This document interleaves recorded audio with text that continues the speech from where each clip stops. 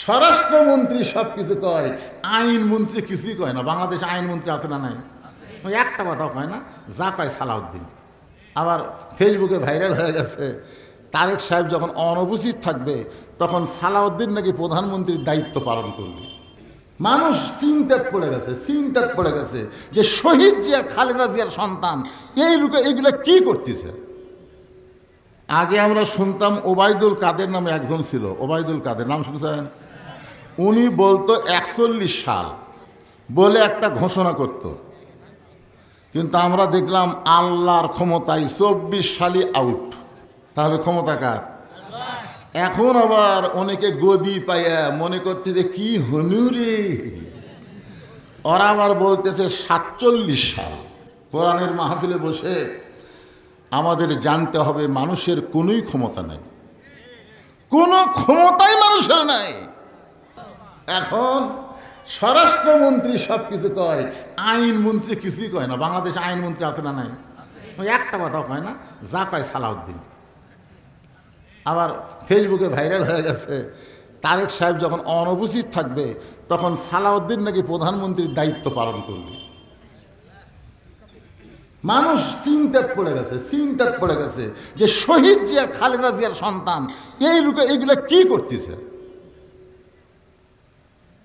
একটু চিন্তা ভাবনা করার দরকার আছে না নাই? আমরা কি চাই এই বাংলাদেশ ভারতের অঙ্গরাজ্য হোক? ভারতের একজন তো কয়েকদিন আগে বলেই দিছে, আমরা চাইলে 15 মিনিটে বাংলাদেশ আমরা দখল করব। 15 মিনিট। আজকে আমাদের বাংলাদেশে কিছু কিছু নেতা বলে পবিত্র সংবিধান। যেই সংবিধান দুনিয়ার মানুষ লিখেছে ওই সংবিধান কোনোদিন পবিত্র হতে পারে না। যেই বেটা সংবিধান লেগেছে ওই বেটা হয়তো এক ওয়াক্ত নামাজই পড়েন না। ধরে কোনো কথা নেই, নাস্তিকের লেখা সংবিধান আপনি বুগলের মধ্যে নিয়ে বলে সংবিধানের বাইরে যাওয়া যাবে না,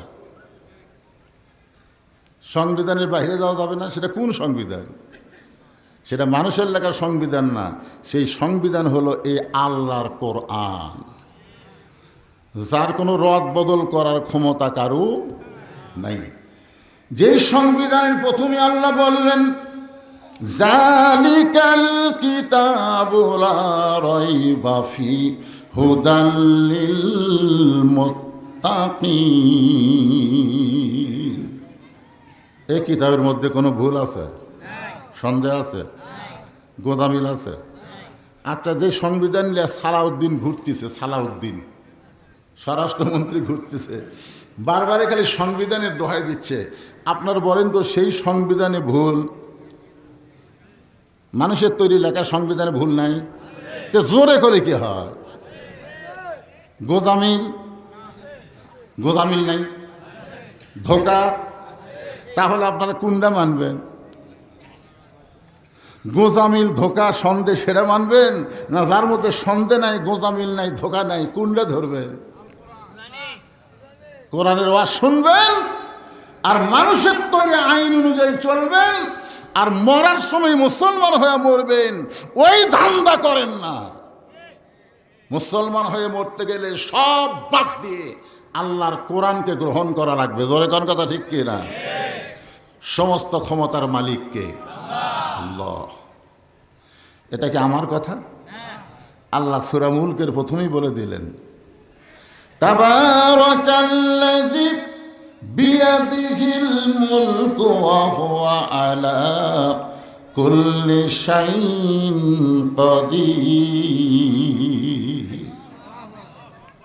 এরপর আল্লাহ বলতেছেন আল্লাযী খালাকাল মাউতা ওয়াল হায়াতা লিয়াবলুয়াকুম আইয়ুকুম আহসানু আমালান ওয়া হুয়াল আজিজুল গফুর।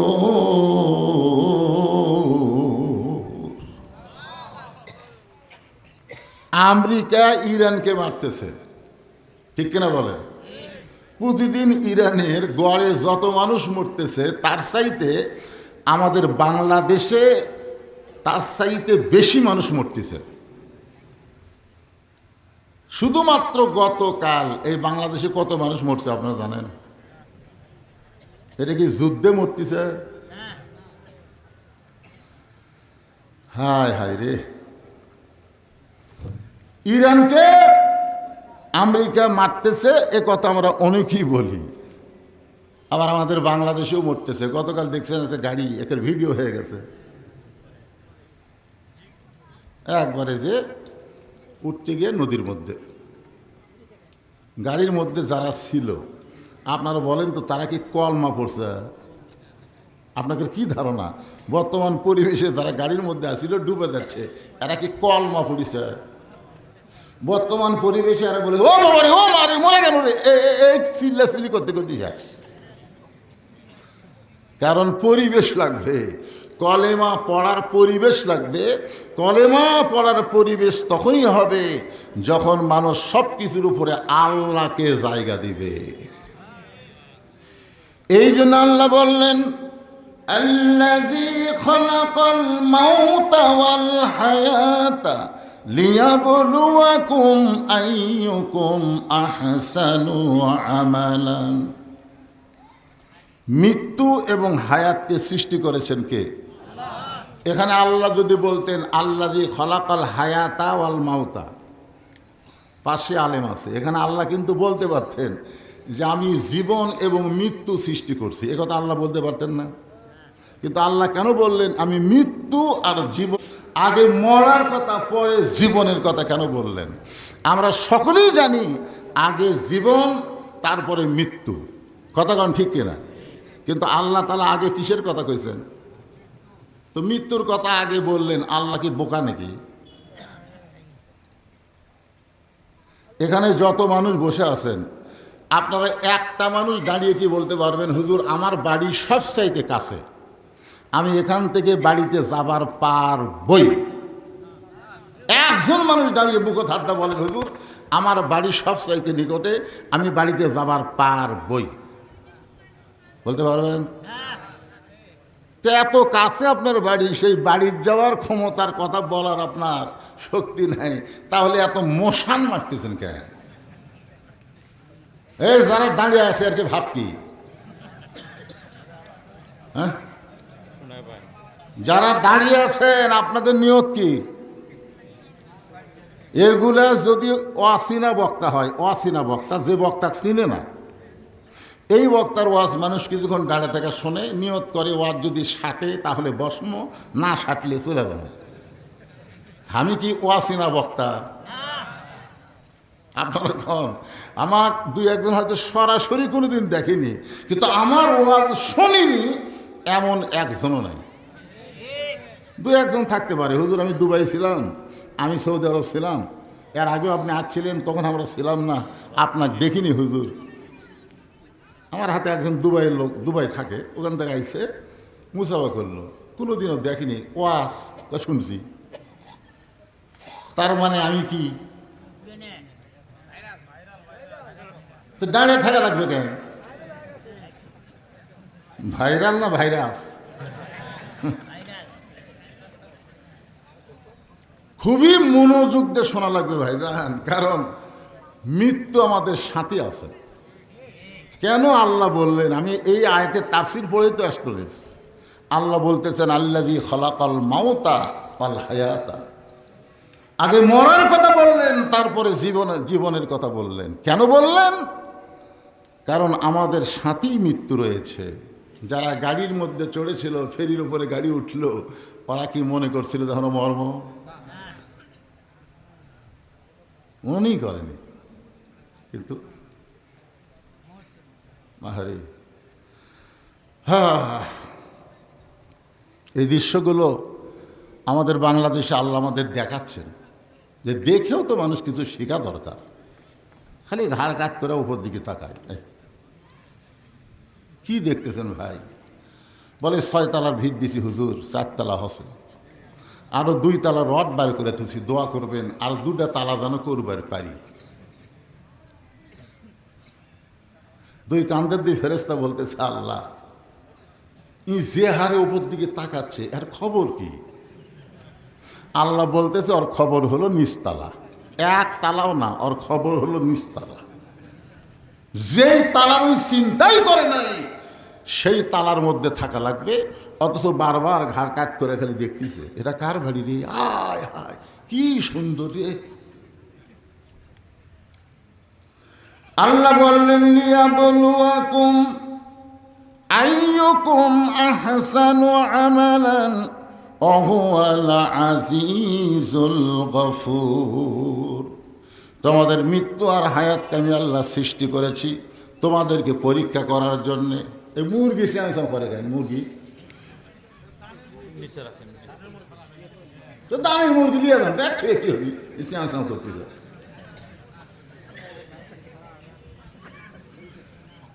কারণ খুবই গুরুত্বপূর্ণ, শোনেন। আল্লাহ বলতেছেন মৃত্যু আর হায়াতকে আমি আল্লাহ সৃষ্টি করেছি পরীক্ষা করার জন্যে। যখন কি করার জন্যে? সেই পরীক্ষার সাবজেক্ট হলো আইয়ুকুম আহসানু আমালা। এই পরীক্ষার বিষয়টা হলো সুন্দর আমল।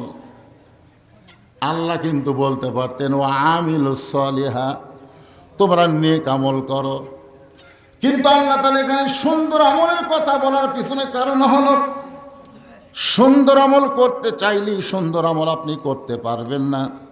সুন্দর আমল করতে গেলে সুন্দর একটা পরিবেশ লাগবে, সুন্দর একটা পরিবেশ তৈরি করতে গেলে সুন্দর একটা সমাজ লাগবে। সুন্দর একটা সমাজ যদি গঠন করতে চান তাহলে সুন্দর একটা রাষ্ট্র লাগবে। সুন্দর একটা রাষ্ট্র যদি আমি তৈরি করতে চাই তাহলে মানুষের বানানো সংবিধান দিয়ে সুন্দর রাষ্ট্র হবে না, আমার আল্লাহর কোরআনের সংবিধান লাগবে। জোরে বলেন ঠিক কি না? আজকে আমাদের বাংলাদেশে কিছু কিছু নেতা বলে পবিত্র সংবিধান। যেই সংবিধান দুনিয়ার মানুষ লিখেছে ওই সংবিধান কোনোদিন পবিত্র হতে পারে না। যেই বেটা সংবিধান লেগেছে ওই বেটা হয়তো এক ওয়াক্ত নামাজই পড়েন না। ধরে কোন কথা লিখছে না, নাস্তিকের লেখা সংবিধান আপনি গুগলের মধ্যে নিয়ে বলে সংবিধানের বাইরে যাওয়া যাবে না, সংবিধানের বাইরে যাওয়া যাবে না। সেটা কোন সংবিধান? সেটা মানুষের লেখা সংবিধান না, সেই সংবিধান হলো এই আল্লাহর কোরআন, যার কোনো রদ বদল করার ক্ষমতা কারো নাই। যে সংবিধানের প্রথমে আল্লাহ বললেন জালিকাল কিতাবু লা রাইবা ফি হুদাল লিল মুত্তাকিন। এই কিতাবের মধ্যে কোনো ভুল আছে? সন্দেহ আছে? গোদামিল আছে? আচ্ছা, যে সংবিধান নিয়ে সালাউদ্দিন ঘুরতেছে, সালাউদ্দিন স্বরাষ্ট্রমন্ত্রী ঘুরতেছে, বারবারে খালি সংবিধানের দোহাই দিচ্ছে, আপনার বলেন তো সেই সংবিধানে ভুল? মানুষের তৈরি লেখা সংবিধানে ভুল নাই, তো জোরে করে কি হয়? গোজামিল, গোজামিল নাই, ধোকা। তাহলে আপনারা কোনটা মানবেন? গোজামিল, ধোকা, সন্দেহ সেটা মানবেন না যার মধ্যে সন্দেহ নাই, গোজামিল নাই, ধোকা নাই? কোনটা ধরবেন? কোরআনের ওয়াজ শুনবেন আর মানুষের তৈরি আইন অনুযায়ী চলবেন, আর মরার সময় মুসলমান হয়ে মরবেন। ওই ধান্দা করেন না। মুসলমান হয়ে মরতে গেলে সব বাদ দিয়ে আল্লাহর কোরআনকে গ্রহণ করা লাগবে। জোরে কোন কথা ঠিক কি না? এই কোরআনকে গ্রহণ করার নামই হলো আহসানু আমালা, সুন্দর আমল।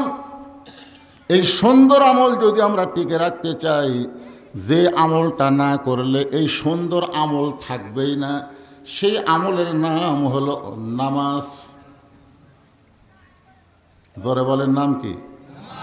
আরো জোরে কন। আচ্ছা, নামাজ যদি কোনো ব্যক্তি না পড়ে সেই ব্যক্তি কি মুসলমান? হিন্দু? একটা হাদিস আছে বুখারী শরীফের, মান তারাকা সালাতু মুতাম্মিদান ফাকাদ কাফারা। ইচ্ছা করে একটা ওয়াক্ত নামাজ বাদ দিল, তারা কাফির হয়ে গেল। বাইনাল আবদি ওয়াল কুফরি তরকুস সালাত। বান্দা আর কাফেরের মধ্যে পৃথক করার জিনিসটার নামই হলো নামাজ। যারা নামাজ পড়বে তারা আল্লাহর বান্দা হবে, আর যারা নামাজ পড়বে না তারা কাফের হয়ে যাবে। এখন চিন্তা করেন, সুন্দর আমল যদি আমরা করতে চাই, এই যে আহসান আমালা, এই সুন্দর আমল করতে গেলে নামাজ পড়া লাগবে না ধরা লাগবে? জোরে কম। পড়া লাগবে না। নামাজ পড়ে কেউ সুন্দর আমল করতেছে না।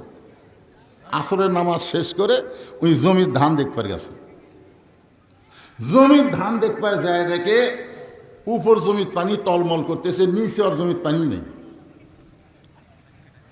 কে রে, ওপরে এত পানি, আমার পানি নেই। উনি তখন চারিদিকে তাকাছে, এভাবে চারিদিকে তাকা দেখি কেউ নেই। কেউ যখন নাই, ও তখন বসা বিসমিল্লাহ কয়া জমির আল কাটছে। কি কয়া? কারণ আজকে বাংলাদেশে দেখবেন বহু নেতা বিসমিল্লাহ কয়া শুরু করে দুনিয়ার গল্প করে, মানুষের আইনের কথা কয়। তুমি যখন আল্লাহর নামে শুরু করেছো, আল্লাহর আইন ছাড়া, আল্লাহর বিধান ছাড়া কোনো কথা বলা যাবে না। জোরে কোন কথা ঠিক করে মনে করছে বিসমিল্লাহ করছে, হালাল হয়ে গেছে।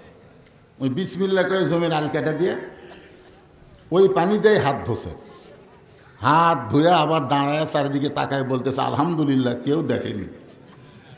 আপনারা বলেন তো, এই লোকটার নামাজ আছে না নাই? আছে না? পড়ছে তো, আবার কয় নাই। এইটার নাম হলো নামাজ পড়া। যারা নামাজ পড়বে, নামাজ কায়েম করবে না, তারা বহু অন্যায় করবে। হাদিস আছে বিস্তারিত, হুজুরি কলব ব্যতীত করছেন কালেও নামাজ তোর হবে না। তবে কেন গাও জোয়ারি, মানুষকে দেখাও নামাজ পড়ি, ও তোমার সিদ্ধ বীজে ফসল ফলবে না। আজও কেন আল্লাহর নামাজ ধরতে পারলা না? আল্লাহ কয় নামাজের জোরে ফায়ে সাকাত যাবে দূরে, পাক কোরআনে রয়েছে ঘোষণা। এখন আকাম কুকাম নামাজ রোজা একসাথে বান্দিয়া বোঝা, জাহান্নামে দিয়াছ রওয়ানা। আজও কেন আল্লাহর নামাজ কায়েম করলা না? গোটা কোরআন পড়ে দেখেন, একটা জায়গাও নামাজ পড়ার কথা নেই। একটা জায়গাতেও নামাজ পড়ার কথা নেই। সব জায়গায় আছে আকিমুস সালাত, নামাজ কায়েম করো। আপনারা বলেন তো, নামাজ পড়া আর নামাজ কায়েম করার মধ্যে তফাৎ কি? মনোযোগ দিয়ে শোনা লাগবে রে পাগলেরা। মৃত্যু আমাদের সাথে সাথে ঘুরতেছে, বাড়ির যাওয়ার গ্যারান্টি নাই। সত্য কথাটা বলেন, নামাজ পড়ার না কায়েম করা? আল্লাহ নবী নামাজ পাইছে কখন? নবুয়তের 10ম বৎসরে লাইলাতুল মিরাজে আল্লাহ তাআলা নবীকে 5 ওয়াক্ত নামাজ দিলেন। নবী নামাজ নিয়ে দুনিয়াতে চলে এলেন। আসার পরে নবী আরও 3 বছর মক্কায় ছিলেন। কয় বছর? 3 বছর নবী বহুবার আল্লাহকে বলছে, আল্লাহ আপনি কোরআনে যত জায়গায় বলেন আকিমুস সালাত, নামাজ কায়েম করো, কিন্তু আমি তো নামাজ কায়েম করবার পারতেছি না। নামাজ কায়েম করবার গেলে আজান দেওয়া লাগবে, সমস্ত মুসলমান এক জায়গায় যাওয়া লাগবে, ধনী গরিব সবাই কাতার সোজা করে দাঁড়াতে হবে, এরকম নানা ধরনের নিয়ম আছে না নাই? তো রাসূল বলতেছে, আল্লাহ আমি তো নামাজ কায়েম করার পরিবেশ পাচ্ছি না। সঙ্গে সঙ্গে আল্লাহ বলতেছে, হাবিব বর্তমানে মক্কায় যে পরিবেশ চলতেছে, এই পরিবেশে নামাজ কায়েম হবে না। তো রাসূল বললেন, আল্লাহ কি পরিবেশ লাগবে? আল্লাহ বললেন, মক্কায় হচ্ছে আপনি ইমাম আর আবু জেহেল নেতা। যেই দেশে ভালো মানুষ ইমাম থাকবে আর জালেমেরা নেতা হবে, ওই দেশে মানুষ নামাজ পড়তে পারে কিন্তু নামাজ কায়েম করা যাবে না। নামাজ কায়েম করতে গেলে যিনি ইমাম হবে তাকেই সমাজের নেতা হওয়া লাগবে, তাহলে নামাজ কি হবে? কায়েম হবে। আল্লাহ কোরআনে বলেন, আল্লাযীনা ইম্মাক্কান্নাহুম ফিল আরদ আকামুস সালাত। মুসলমানের মধ্যে কাউকে যখন ক্ষমতার চেয়ারে বসানো হবে, তার 1 নম্বর সুন্দর আমল হলো নামাজ কায়েম করা লাগবে। আজকে যদি আমাদের সমাজে নামাজ কায়েম থাকতো, আমাদের যুবকগুলোর হাতে এই টাচ মোবাইল থাকলেও আমাদের কোনো টেনশন করা লাগতো না, কোনো টেনশন করা লাগতো না। এখন আর নামাজ কায়েম না থাকার কারণে এই মোবাইল থাকলেই তো চিন্তা, রাত যখন 10টা-12টা বাজে তখন মনে করে সবাই ঘুমাচ্ছে, জানলা দরজা বন্ধ করে দিই, অশ্লীল ভিডিও সমানে দেখতেছে। ও যদি 5 ওয়াক্ত নামাজ কায়েম করত, আর কলিজার মধ্যে একটা ভয় থাকতো, কেউ না দেখলেও আল্লাহ দেখতেছে, কেউ না লিখলেও 2 ফেরেশতা লিখতেছে। জোরে কোন কথা ঠিক কি না? আজকে আমাদের যুবকের এই চিন্তা আছে, ফ্রি ফায়ার খেলতেছে, এটা করতেছে, ওরা করতেছে, যুবকের মনে করতেছে আমার দাদা বেঁচে আছে আর বাপ বেঁচে আছে, আমার মরাই এখনই করে। 177 জন যুবক মরেছে খালি ঈদের দিনে মোটর সাইকেলে। কি ভাবতেছেন ভাইজান? এই জন্য যুবকগুলো মনোযোগ দিয়ে শুনবেন, সুন্দর আমল করতে গেলে পুরুষের জন্য 1 নম্বর যেই নেক আমল তার নাম হলো নামাজ। জোরে বলেন তার নাম কি? আর পর্দার অন্তরালে যারা বসে বসে আর শুনতেছে, তাদের জন্য সুন্দর আমলের নাম কিন্তু নামাজ না, তাদের জন্য সুন্দর আমলের নাম হলো পর্দা।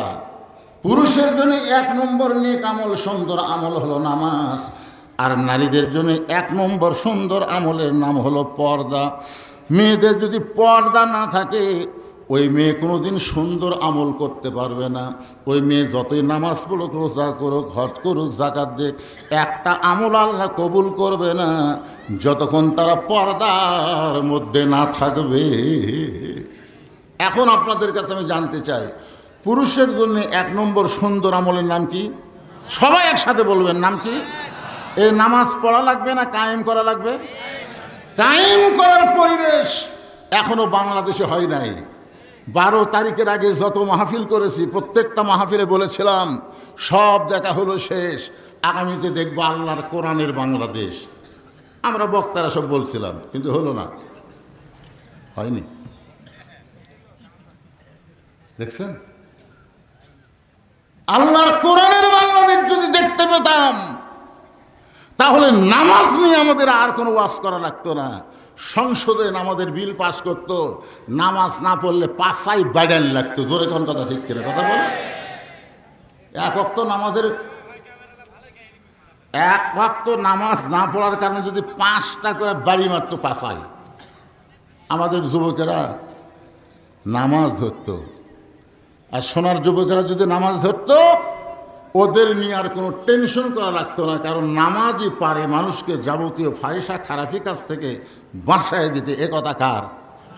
ইন্নাস সালাতা তানহা আনিল ফাহশাই ওয়াল মুনকার। একমাত্র নামাজই পারে মানুষকে যাবতীয় ফাহিশা অশ্লীলতা থেকে হেফাজত করতে। পুরুষের জন্য তাহলে 1 নম্বর সুন্দর আমলের নাম কি? নামাজ কায়েম করা। খালি নামাজ বললে হবে না, 1 নম্বর সুন্দর আমলের নাম কি? নামাজ কায়েম করা। আর মেয়েদের জন্য 1 নম্বর সুন্দর আমলের নাম কি?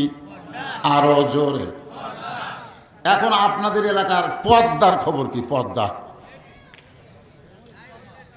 আমি যখন শুনলাম যে আপনাদের চাইতেও মেয়েদের সংখ্যা বেশি, তখন আমি নিয়ত করেছি আজকে মা বোনদের কিছু ওয়াজ করা লাগবে, কারণ মা বোনেরা যদি ভালো হয়ে যায়, আমরা মরদ মানুষ ভালো হতে বাধ্য হয়ে যাবো। জোরে কোন কথা ঠিক না?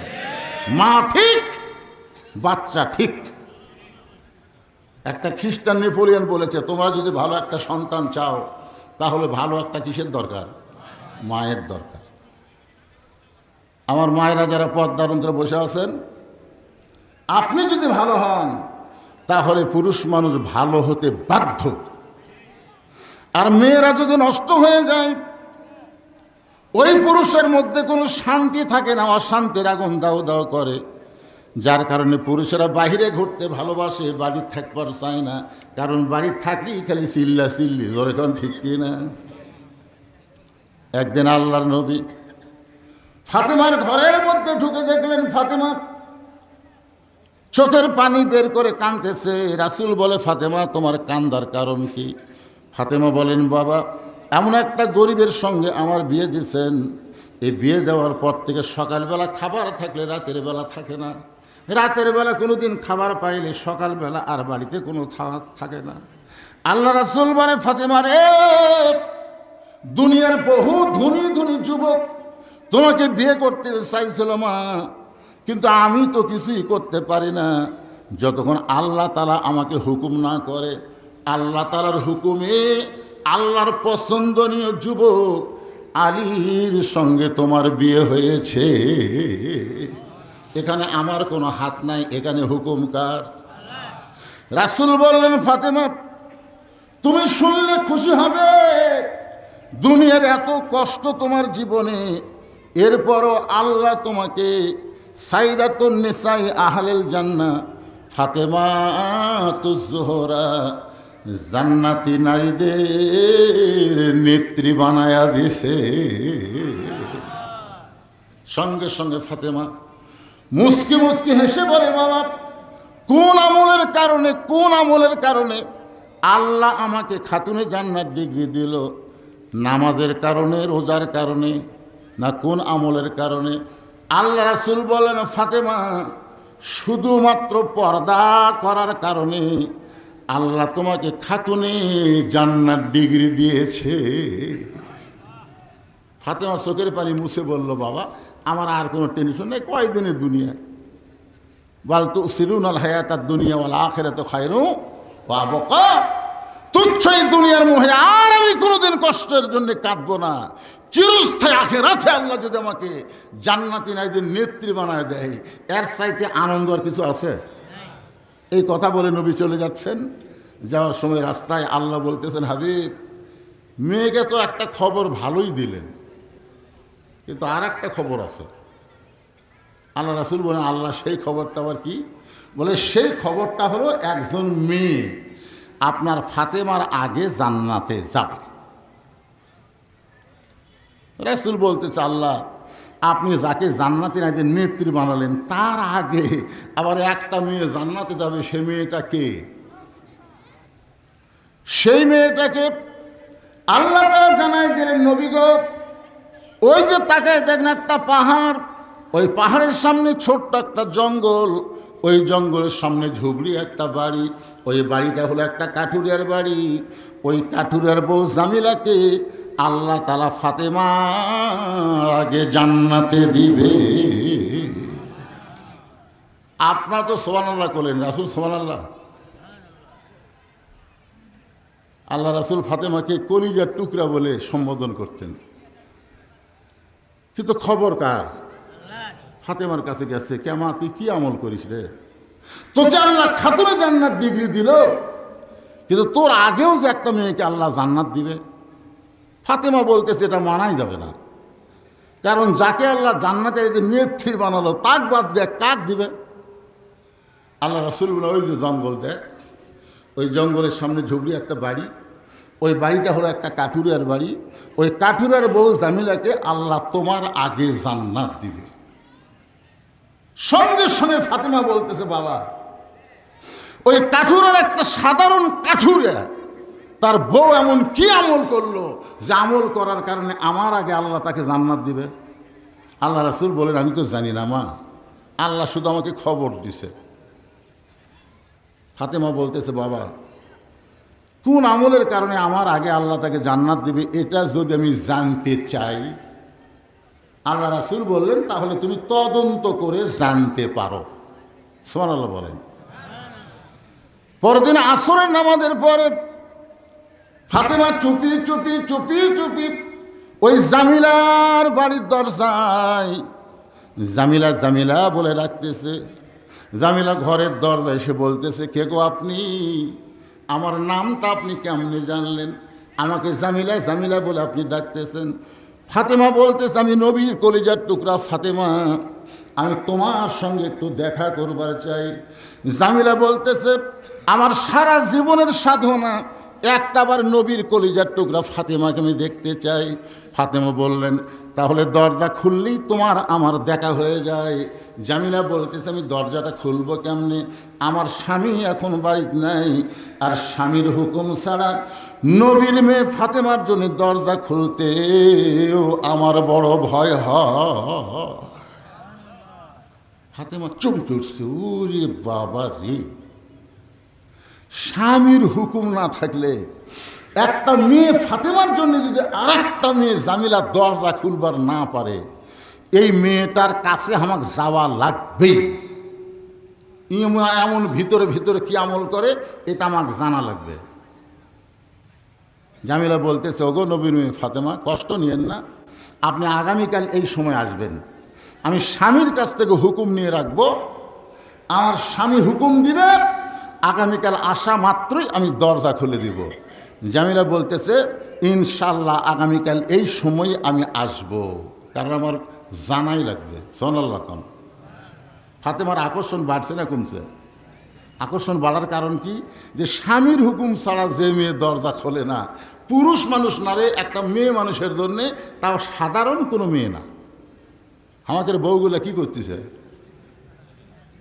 একটা ফকুন্নি দিতে বলে মাছ একটা ভিক্ষা দেয়, সঙ্গে সঙ্গে ফকুন্নি দিলে দরজা খুলে ভিক্ষা দেয়।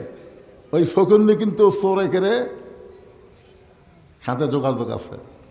ওই বাড়ির মধ্যে ঢুকে দেখে কোন জায়গায় মোটরসাইকেল থই, কোন জায়গায় কী থই, ওই সব দেখে ওটা আবার চোরের কাছে সম্ভব দেয়। অনেক ফকুন্নি চোরের সাথে যোগাযোগ আছে, আপনি জানেন।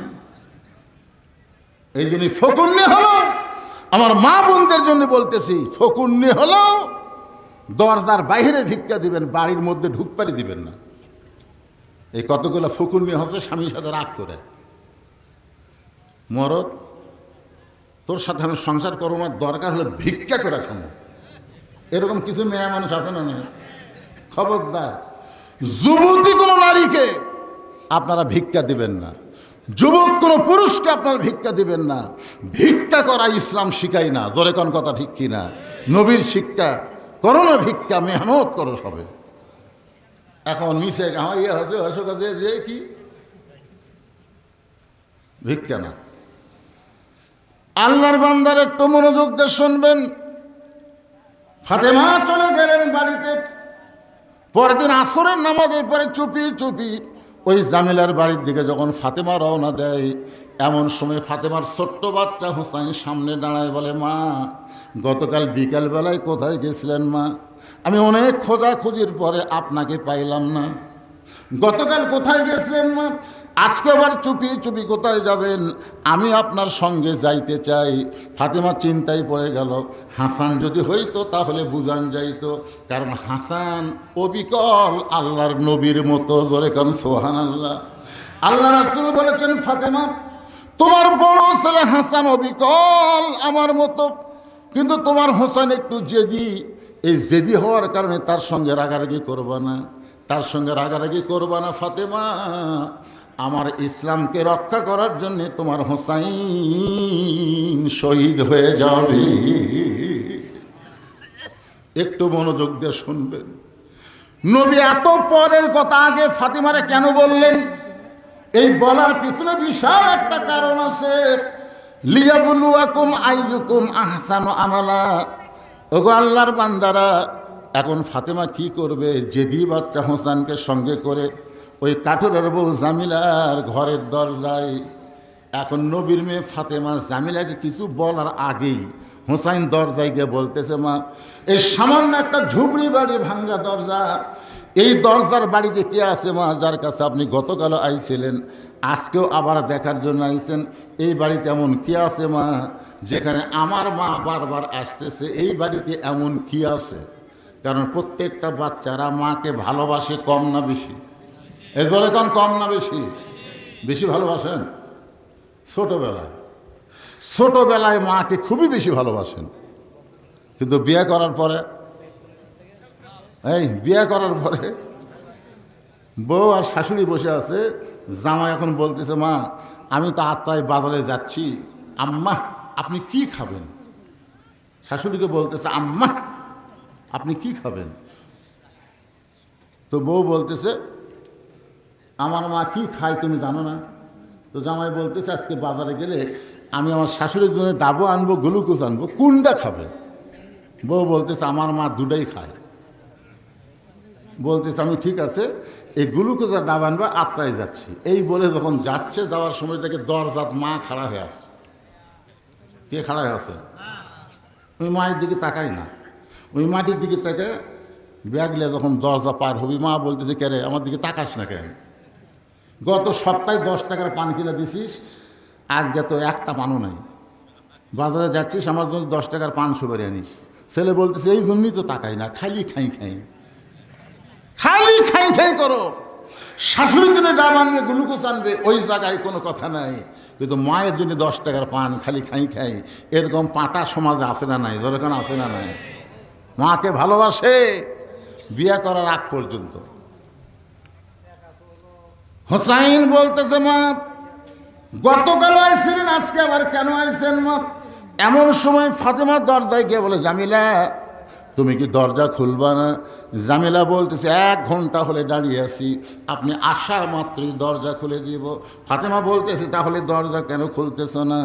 জামিলা বলতেছে, কে যেন মা মা বলে আপনাকে ডাকতেছে, ওই সন্তানকে নিয়ে যদি ঢুকতে চান তাহলে আজকের মতো আপনি ফেরত যান, কারণ আমার স্বামী শুধু আপনাকে ঢোকার পারমিশন দিয়েছে, আপনি একটা বাচ্চা নিয়ে ঢুকবেন এই পারমিশন আমার স্বামী দেয় না। হোসাইনের রাগ বেশি না কম? দরজার জ্যাক লাত্তি মারে বলতেছে, এই বাড়ির মেয়ে অত্যন্ত খারাপ,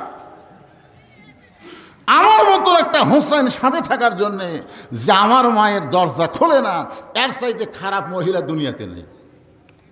এই কথা যেই মাত্র কইছে, ফাতেমা দৌড়ে গিয়ে হোসাইনকে এক টানে বুকে নিয়ে কপালে একটা চুমু দিয়ে বলতেছে, মা বাবা তুমি যে এই বাড়ির মেয়েকে খারাপ বলতেছ, তুমি জানো এই মেয়েকে তোমার নানা আমাকে খবর দিছে আল্লাহ তোমার মায়ের আগে জান্নাত দিবে।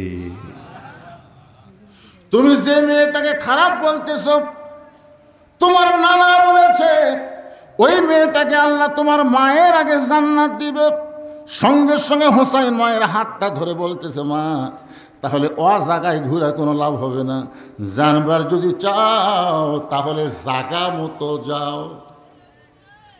ফাতেমা চমকে উঠছে, একটা ছোট্ট বাচ্চা বলতেছে জায়গা ঘুরে লাভ হবে না, জানবার যদি চাও তাহলে জাগা মতো যাও। আপনারা বলেন তো, জানবার চাইলে কোন জায়গা যাওয়া লাগবে?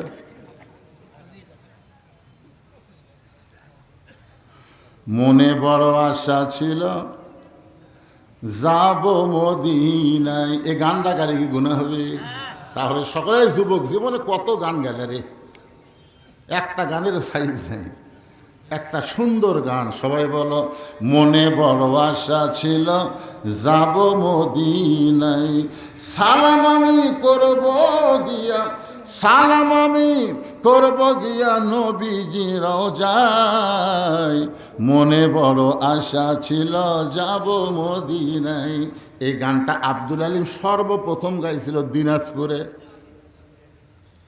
1968 সালে। স্বাধীনতার 3 বছর আগে আব্দুল আলিম এই গানটা গাইছিল দিনাজপুরে, মনে বড় আশা ছিল যাব মদিনায়। তখন দিনাজপুরের আলেমরা আব্দুল আলিমকে বলল, ভাই আপনি মূর্খ মানুষ, এই জন্যই আপনি ভুল গাইতেছেন। আব্দুল আলিম বলে, তাহলে শুদ্ধ গানটা কিনা হবে? তখন আলেমরা বলে দিল, আপনি বলেন, মনে বড় আশা ছিল যাব মক্কা মদিনায়। আপনি মক্কা বাদ দিয়ে মদিনায় যাই কি করবেন? আব্দুল আলিম বলে, রে আলেমেরা, তোমরা কি আল্লাহর কোরআন পড়ো না? কোরআনের মধ্যে আল্লাহ বলেছেন, কুল হে রাসূল আপনি বলেন, ইন কুনতুম তুহিব্বুনাল্লাহ ফাত্তাবিউনি। ওগুলোকে আপনি বলে দেন, কেউ যদি আমি আল্লাহকে পাওয়ার চাই, আপনাকে ইত্তেবা করা ছাড়া পাওয়ার কোনো উপায় নাই। আব্দুল আলিম বলতেছে, কেউ যদি মদিনার মানুষটাকে আপন করে তাকে অনুসরণ করতে পারে, তাহলে শুধু মক্কা নয়, মক্কার মালিক পর্যন্ত তার হয়ে যায়। আপনাদের কাছে বলেন তো, মক্কার দাম বেশি না মদিনার দাম বেশি? বুঝবার পারেনি, মক্কার কোনো দামই নেই, কোনো দাম নেই। কি জন্য দাম নেই? মক্কা যেদিন বিজয় হলো সেদিন সাহাবেরা সবাই বায়না ধরলো, হুজুর এত বছর যে কাবার দিকে মুখ করে আমরা নামাজ পড়ছি, আজকে যখন মক্কা বিজয় হয়ে গেল, আমরা আল্লাহর কাবা ঘর তাওয়াফ করবার চাই। নবী 10,000 সাহাবীকে নিয়ে আল্লাহর কাবা ঘর তাওয়াফ করতে করতে 7 পাকে এক তাওয়াফ। 7 পাকে, এই আমার দিকে তাকান না কেন, কয় পাকে? 7 পাক দিলে এক তাওয়াফ হয়। 4 পাক দেওয়ার পরে রাসূল বললেন, কানা হয়ে তাওয়াফ করা লাভ নেই, আগে দেখা লাগবে। অযথা কানা হয়ে লাভ আছে? যে কাবা ঘুরে ঘুরে তাওয়াফ করতেছিস, সে কাবার খবর কি? কাবার তো একটা দরজা আছে, আল্লাহর কি রহমত এই দরজাটা আবার আমাকে বাংলাদেশের দিকে, জোরে কেন সুবহানাল্লাহ। দরজা কিন্তু একটাই, দরজা কয়টা? আর সেই দরজাটা আমাদের দেশের দিকে। আমাদের ভাগ্য ভালো না খারাপ? দরজা খুলে নবী তাকায় দেখে কাবার ভিতরে 360টা মূর্তি। কাবার ভিতরে কি? উমর ফারুক বলেন, ইয়া রাসূলুল্লাহ, কাবা আল্লাহর ঘর, সে আল্লাহর ঘরে মূর্তি ঢুকলো কেমনে? এ কাবার কি কোনো পাওয়ার নাই? আল্লাহ রাসূল বললেন, কাবার কোনোই পাওয়ার নেই। আল্লাহওয়ালারা যতদিন কাবার কাছে থাকবে ততদিন কাবার মধ্যে মূর্তি ঢুকবে না। 15.5 বছর মোড়ে মোড়ে এত মূর্তি হয়েছিল বাংলাদেশে কেন? ওই তো এই 5ই আগস্টে সবগুলো যে গলার দড়ি লেগে তারপরে কুড়াল মেরা সবগুলো ভাঙলো। আপনাদের মনে নাই? কথা কোন মনে আছে না? নাই। কারণ বাংলাদেশে আল্লাহওয়ালা ছিল না, যারা ছিল তারা আবার শামুকের মতন মুখ, মানে মুখই খুলবি না। আমার মতন বক্তা খালি মুখ খোলার কারণে অনেকবার আমার ধরে লেগেছে, মুখ খুলবি না, মুখ বন্ধ করে রাখবি। এই জন্য মোড়ে মোড়ে মোড়ে মোড়ে মূর্তি তৈরি হয়েছিল না কোন? আল্লাহ রাসূল বললেন, কাবার কোনো ক্ষমতা নাই। কাবার আশেপাশে যদি আল্লাহওয়ালা না থাকে তাহলে কাফেররা মূর্তি ঢুকাবে। এখন আমরা মুসলমান, কাবার আশেপাশে এখন কোনো মূর্তি আর কাবার মধ্যে থাকবে না। সমস্ত মূর্তি কাবার থেকে বের করে আল্লাহ রাসূল ভেঙে ফেলে দিলেন। আমাদের নবী হলো মূর্তি ভাঙ্গার নবী। জোরে কোন কথা ঠিক না? ওই মূর্তির মধ্যে ইব্রাহিম আলাইহিস সালামের মূর্তি ছিল। ওই মূর্তির মধ্যে অনেক নবীদেরও মূর্তি ওরা বানাইছিল, তারপরে একটাও থয়নি, সব খালি ঠ্যাং ধরে ঘুরে ঘুরে দিছে।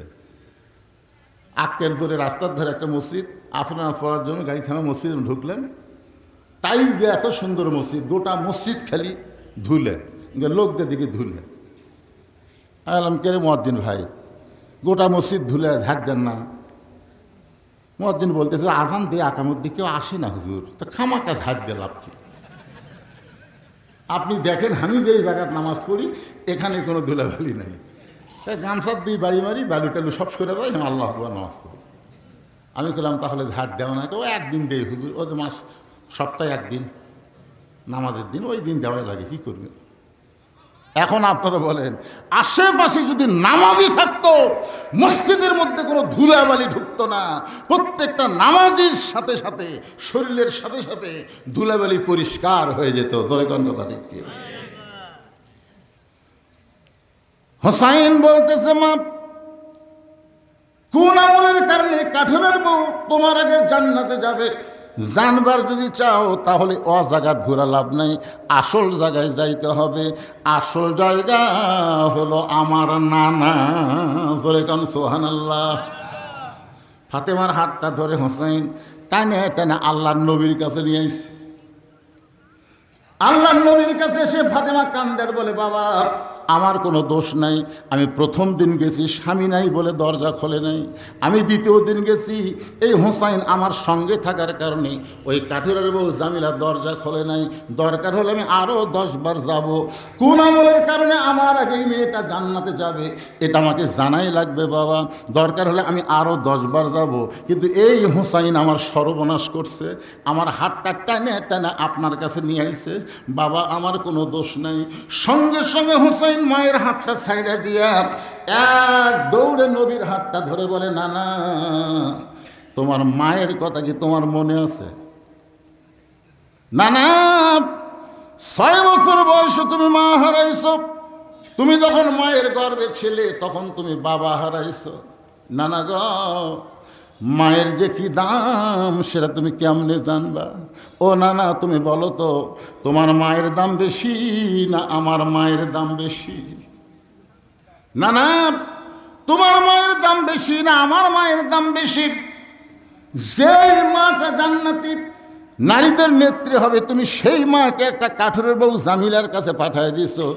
ও নানা, আমি হোসাইন তোমার কাছে জানতে চাই কোন আমলের কারণে ওই জামিলা ফাতেমার আগে জান্নাতে যাবে, এটা না বলা পর্যন্ত আমি হোসাইন তোমার হাতটা ছাড়ব। হোসাইন কি নবী হিসেবে ধরছে? নানা হিসেবে ধরে বলতেছে, যতক্ষণ না বলবে ততক্ষণ তোমার হাত আমি ছাড়ব না। এমনভাবে হুসাইন নবীর হাতটা চাইবা ধরেছে। এমন সময় আল্লাহর নবী ডাক দিয়েছেন, আলী। হুসাইন ধরেছে নবীর হাত, আর নবী ডাক দিচ্ছেন কাকে? আলী। হযরত আলী দৌড়ে এসে বলতেছে, লব্বাইক ইয়া রাসূলুল্লাহ। আল্লাহর নবী বলতেছেন, আলী রে, তোমার হোসেন যেইভাবে আমার হাতটা ধরছে, না বললে আমাকে ছাড়বে না, না বললে আমাকে ছাড়বে না। হযরত আলী বললেন, হোসাইন তুমি তোমার নানার হাত ছাইড়া দাও। হোসেন বলতেছে, বাবা আপনি কি জানেন আমার নানা এমন একটা খারাপ খবর দিছে, আমার মায়ের আগে একটা মেয়ে নাকি জান্নাতে যাবে। আমার মায়ের আগে একটা মেয়ে জান্নাতে যাবে। কোন আমলের কারণে? এটা যতক্ষণ পর্যন্ত আমার নানা না বলবে ততক্ষণ পর্যন্ত আমি হাতটা ছাড়বো না।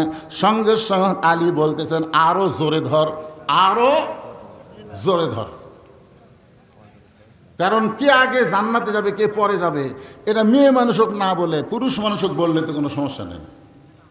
কারণ মেয়ে মানুষেরা, প্রত্যেকটা মেয়ে মানুষের মনের মধ্যে কিন্তু একটা কি মনে করেন, একটা উপরে থাকার ভাব আছে না নাই? এই কথা কর না কেন? এই যে খালেদা হাসিনার এত রাগারাগি কারণ কি? কোনো মেয়েই চায় না যে আর এক মেয়ে তার উপরে থাক। আল্লাহ রসুল বলেছেন, 1 নম্বর জান্নাত আবু বকর, 2 নম্বর ওমর, 3 নম্বর ওসমান, 4 নম্বর আলী, 5 নম্বর আব্দুর রহমান ইবনে আওফ। কোন সাহাবী কি বলেছে, হুজুর 1 নম্বর আবু বকর কেন? কারণ পুরুষ মানুষের চিন্তা হলো জান্নাত পালি হলো। পুরুষের চিন্তা কি? জান্নাত পালি হলো। আর মেয়ে মানুষের কি চিন্তা দেখছেন, আমার আগে কেন যাবে?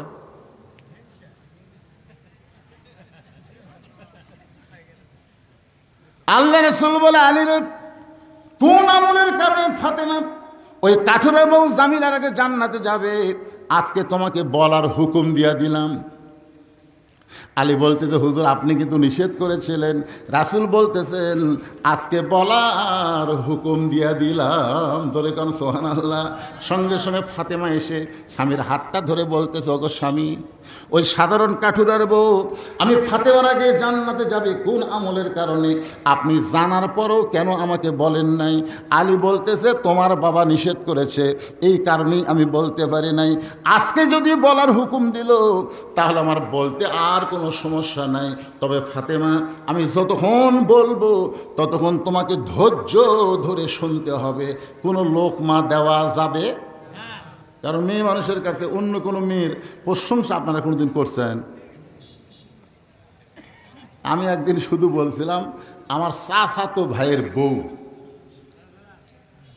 ভালোই সুন্দরী, খালি এই কথাটা বলছি। আমার চাচাতো ভাইয়ের বউ ভালোই সুন্দরী, এ কথা বলা মাত্রই আমার বউ উত্তর দিল, আপনি কবে থেকে লুচ্চা হলেন? আমি কইলাম, লুচ্চা মানে? তা আপনি হুজুর মানুষ, আপনার চাচাতো ভাইয়ের বউ সুন্দরী, আপনি কিভাবে দেখলেন? এমনকি বেহেশতের হুরের গল্প যদি আপনার বইয়ের কাছে আপনি করেন 10 মিনিটও শুনবি না, খালি করে দেখেন। আমি জান্নাতে গেলে আল্লাহ আমাকে হুর দিবি, হুরের নাকের সাইজ এরকম, চোখের সাইজ এরকম, গায়ের রং এরকম, এই বলতে বলতেই দেখবেন ওই বালুস বগলের তলে নিয়ে চলে যাবে। কেবারে কোথায় যাও? হুরলেই থাকো, আমার কি দরকার? তারা কিন্তু এইরকম হিংসুক ভাই। খবর লিখেন কোনো দিন? একদিন লিয়ে দেখেন এর ভিতরে কি জ্বলতেছে। হযরত আলী বলতেছেন, ফাতেমা শুনবার যদি চাও তাহলে ধৈর্য ধরে শোনা লাগবে। এবার ফাতেমা ধৈর্য নিয়ে যখন বসলেন, আলী এবার বলা শুরু করলেন, ফাতেমা রে, তোমার কি মনে আছে একদিন দুপুরবেলায় তুমি আমার সামনে এসে কাঁদতেছো? আমি বললাম, ফাতেমা কান্দার কারণ কি? ফাতেমা বলতেছে, গোটা বাড়িঘর খুঁজে দেখেছি কোনো খাবার নাই, এমনকি আপনার পকেটের মধ্যে কোনো পয়সা নাই, আমার হাসান হোসাইন দুইটা ছেলে না খাইয়া ঘুম পাড়তেছে। এখন ঘুম থেকে ওঠার পরে এরা তো আপনার কাছে বায়না ধরবে না, বায়না ধরবে আমি ফাতেমার কাছে। এখন বলেন তো, ক্ষুধার্ত দুইটা সন্তান যদি খাওয়ার জন্য বায়না করে আর আমি যদি খাবার দিবার না পারি, তাহলে আমার যে কেমন কষ্ট হবে।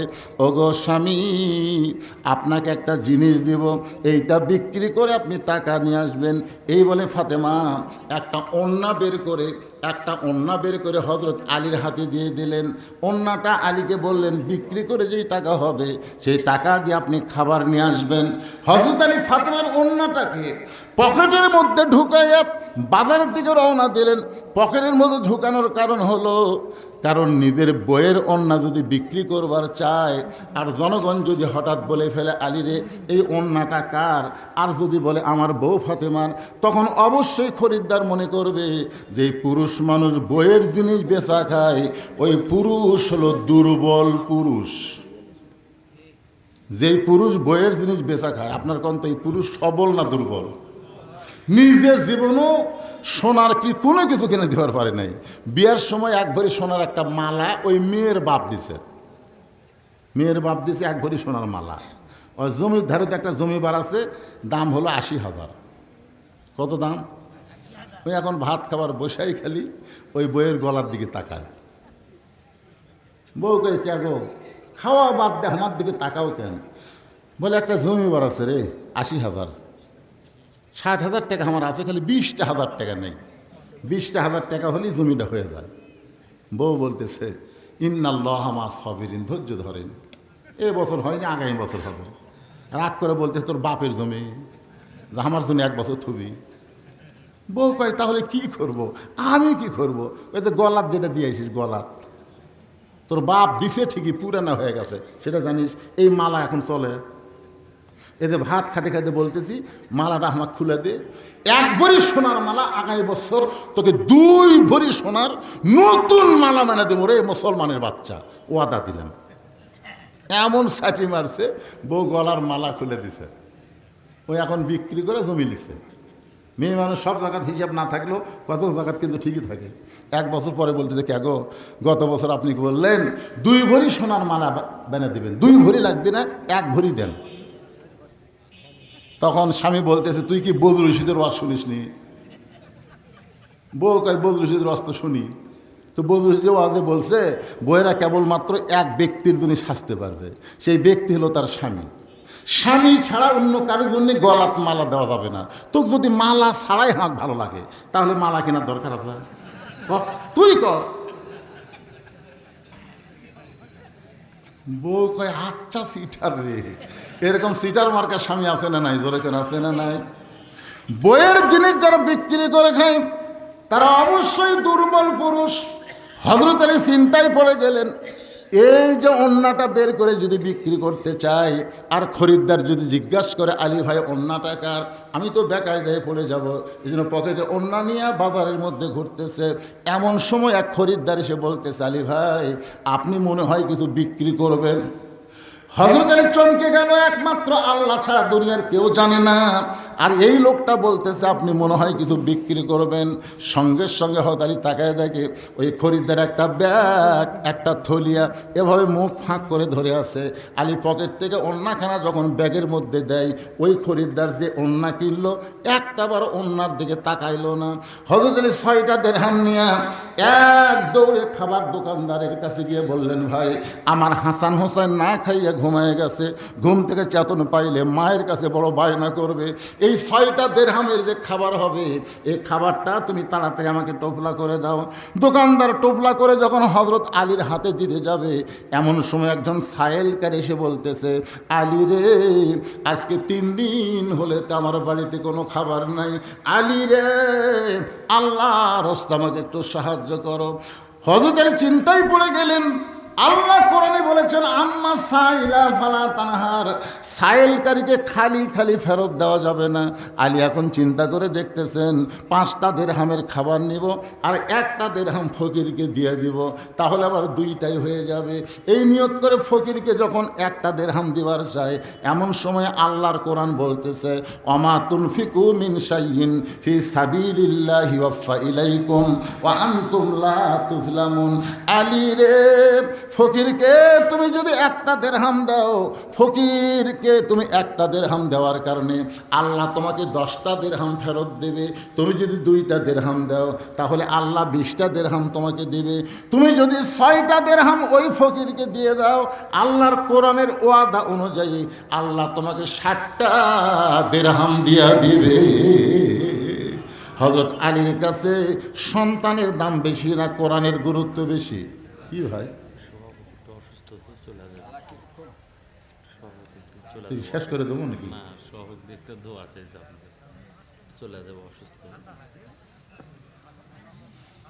আজকের মাহফিলের সম্মানিত সভাপতি সাহেব অসুস্থ মানুষ, তিনি বিদায় নেবেন, এই কারণে তার জন্য একটা দোয়া নগদে উনি 10,000 টাকা দান করেছে। 10,000 নাকি 15,000? 10,000 টাকা দান করেছে। আল্লাহ তার এই দানকে কবুল করুক, তাকে পুরোপুরি সুস্থতা দান করুক, সকলে বলে আল্লাহুম্মা আমিন। আবার এই সাইড থেকে বলতেছে বাকি কিছু দিবি না। শোনেন, যাই দিবার পারে তার উপর খবরদার চাপ দান দেন না। যাই দেয় তার উপর কি দিবেন না?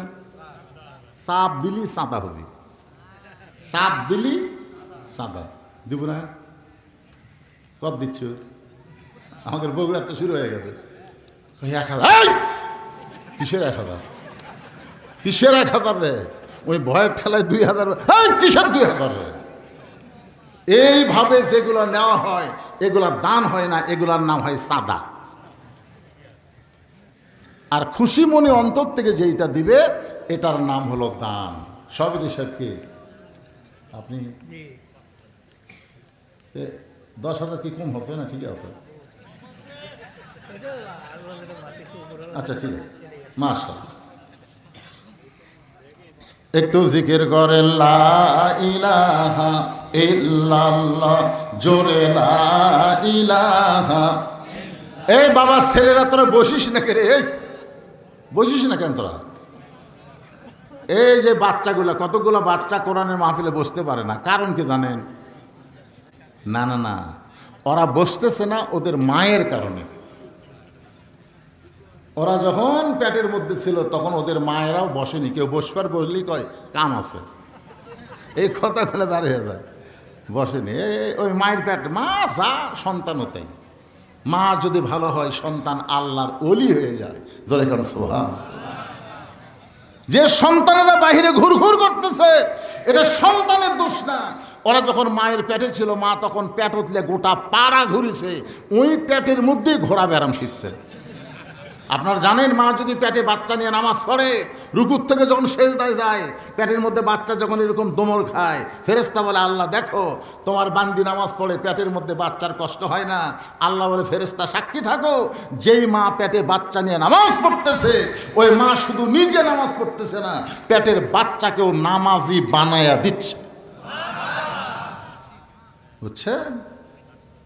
এই বেটাগুলোতে ঘুরতেছে, ওদের খাড়াই আছে, এতবার বসবার করে তাও বুঝতেছে না।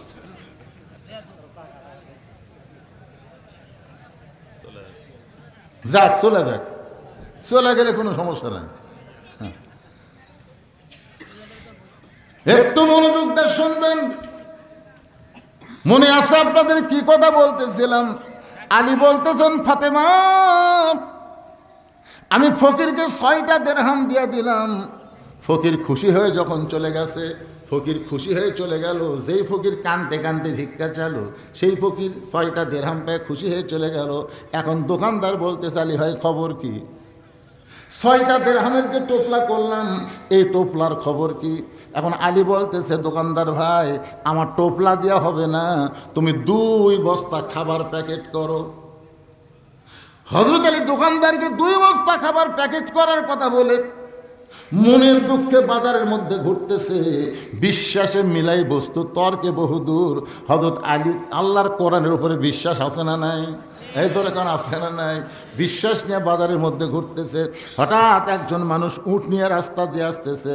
আলীকে সালাম দেয়, বলে আলী ভাই, ওয়াজাতা বাজারে ঘোরা জায়েজ নাই, এই উটটা কিনবেন নাকি? আলী বলতেছে একটা পয়সাও আমার পকেটে নাই, উটটা কেমনে কিনবো? উটওয়ালা বলতেছে 100 দিরহাম বাকিতে উটটা কিনবেন, বিক্রি করে আপনি টাকা দিবেন, এটাও কি আপনি পারবেন না? আলী চিন্তা করে এত বড় সুযোগ আমার জীবনে কোনো দিন পাই নাই। 100 দিরহামে বাকিতে উটটা কিনে, উটটা নিয়ে যেই মাত্র বাজারে গেছে, চারিদিক থেকে খরিদ্দার ঘিরে ধরে বলতেছে, ও শিক্ষামন্ত্রী হযরত আলী। কারণ আল্লাহর নবী যখন মদিনার খলিফা ছিলেন, মদিনার বাদশা ছিলেন, প্রেসিডেন্ট ছিলেন, তখন ওই সময় শিক্ষামন্ত্রী হলেন হযরত আলী। ধরে কারণ সুবহানাল্লাহ। নবী যখন মদিনার প্রেসিডেন্ট ছিলেন, ওই সময় ধর্মমন্ত্রী হলো আবু বকর, আইনমন্ত্রী হলেন হযরত উমর, আর অর্থমন্ত্রী হলেন ওসমান গনি, আর শিক্ষামন্ত্রী হলেন হযরত আলী। এখন আপনারা বলেন তো, আবু বকরের মতন মানুষ যদি ধর্মমন্ত্রী হয় তাহলে ধর্ম কেমন চলবে? আর উমরের মতো মানুষ যদি আইনমন্ত্রী হয় তাহলে আইন কিভাবে চলবে? এখন স্বরাষ্ট্রমন্ত্রী সব কিছু কয়, আইনমন্ত্রী কিছুই কয় না। বাংলাদেশে আইনমন্ত্রী আছে না নাই? ওই একটা কথাও কয় না, যা কয় সালাউদ্দিন। আবার ফেসবুকে ভাইরাল হয়ে গেছে, তারেক সাহেব যখন অনুপস্থিত থাকবে তখন সালাউদ্দিন নাকি প্রধানমন্ত্রীর দায়িত্ব পালন করবে। মানুষ চিন্তাত পড়ে গেছে যে শহীদ জিয়া, খালেদা জিয়ার সন্তান, এই লোকে এইগুলা কি করতেছে। একটু চিন্তা ভাবনা করার দরকার আছে না নাই? আমরা কি চাই এই বাংলাদেশ ভারতের অঙ্গরাজ্য হোক? ভারতের একজন তো কয়েকদিন আগে বলেই দিছে, আমরা চাইলে 15 মিনিটে বাংলাদেশ আমরা দখল করব। 15 মিনিট। ও যে 71-এ নাকি ওরা পাকিস্তানের কাছ থেকে আমাদের বাংলাদেশ দিয়ে দিছে, সেই দিন নাকি এই বাংলাদেশ ওর কি হয়ে গেছে। কার হচ্ছে? ভারতের বাচ্চারা। আর আমরা এই কথা কইলে আমাকে রাজাকার কয়, এগুলো তো বক্তলে রাজাকার। শোনেন, একটু গুরুত্ব দিয়ে শুনতে হবে। আইনমন্ত্রী হলেন হযরত ওমর, অর্থমন্ত্রী ওসমান গনি, আর শিক্ষামন্ত্রী হলেন হযরত আলী। সমস্ত খরিদ্দার বলতেছে, ও শিক্ষামন্ত্রী আলী ভাই, এই উটের ব্যবসা কবে শুরু করলেন? সবাই যখন আলীকে সেকে ধরেছে, এমন সময় একজন খরিদ্দার এসে কানে কানে বলতেছে, বেশিক্ষণ উট নিয়ে বাজারে থাকা লাগবে না, আপনি উটের দাম কত নেবেন? আলী বলতেছে, আমি চাইবো না, তুমি একটা বলে দাও। খরিদ্দার বলতেছে, 160 দিরহাম দিয়া দিলাম। হযরত আলী 160 দিরহামে উটটা বিক্রি করে উটওয়ালার হাতে 100 দিরহাম ফেরত দিয়ে বাকি 60টা দিরহাম নিয়ে দোকানদারের কাছে গিয়ে বললেন, ও দোকানদার ভাই, খবর কি? বলে, আপনার কথা মতো আমি 2 বস্তা খাবার প্যাকেট করেছি। আলী বলতে, 2 বস্তার দাম কত নিবা? বলে, 60টা দিরহাম দিলেই চলবে। হযরত আলী 60টা দিরহাম দিয়ে 2 বস্তা খাবার কান্দে নিয়ে আনন্দে আনন্দে বাড়ির দিকে রওনা দিয়েছেন। ওই যে ওন্না দেওয়ার পর থেকে ফাতেমা জানলার কাছে বসে আছেন, যে এত সময় যায় এখনো পর্যন্ত ওন্নাকে বিক্রি করতে পারলো না, আমার হাসান হোসেন কিছুক্ষণ পরে চেতন পাবে, এই চিন্তা করে ফাতেমা বারবার জানলা দিয়ে তাকায় দেখে স্বামীকে 2 বস্তা খাবার নিয়ে বাড়ির দিকে আসতেছে। হযরত আলীর কান্দে 2 বস্তা খাবার দেখে ফাতেমা আস্তে করে উঠে গিয়ে দরজায় খিল আটকা দিছে। দরজার যে খিল থাকে ওই খিলটা আটকায় দিছে। এখন হযরত 2 বস্তা কান্দে নিয়ে বলতেছে, আসসালামু আলাইকুম ইয়া আহলাল বাইত, এই বাড়ির মধ্যে যারা আছো সবার প্রতি আল্লাহ রহমত বর্ষিত হোক। ফাতেমা বলতেছে, ওয়ালাইকুম আসসালাম, কিন্তু দরজা খোলা যাবে না। ফাতেমা বলতেছে, ওয়ালাইকুম আসসালাম, কিন্তু দরজা খোলা যাবে না। আলী বলতেছে, কেন দরজা খুলবেন না? ফাতেমা বলতেছে, ওন্না বিক্রি করার টাকা দিয়া বড় জোর 1 টোপলা খাবার হবে, আপনি 2 বস্তা খাবার কোথায় পাইলেন? এটা যতক্ষণ না বলবেন ততক্ষণ আমি দরজা খুলব। বউ যদি ভালো হয়, যে অন্য বিক্রির পর টাকা দিয়ে বড় জোর 1 টোপলা খাবার হবে, আপনি 2 বস্তা কোথায় পাইলেন? আপনি 10,000 টাকা বেতন পান, 12,000 টাকা বাসা ভাড়ালেন, আর মাঝে মধ্যে গরুর গোস্ত ইলিশ মাছ কিনেন, এই টাকা আপনি কোথায় পান? প্রত্যেকটা বাড়ির বউ যদি স্বামীর হিসাব নেয়, একটা স্বামীও কোনোদিন খারাপ থাকবে না। ধরে কোন কথা ঠিক কিনা ভাই রে? এই শালা বইয়ের কারণে স্বামীগুলা নষ্ট। এমপির বউ এখন কি বলবে? আত্রায় থাকবেন, এমপি হোসেন নগাঁও যাই, নগাঁর বাসা একটা করার পরে এই নগাঁর থাকে ভাল লাগতেছে না, চলেন ঢাকার যাই। এই বইয়ের কথা শুনে এমপি খালি বাসা পাল্টায় আর সমানে টাকা মারতেছে, আর সমানে।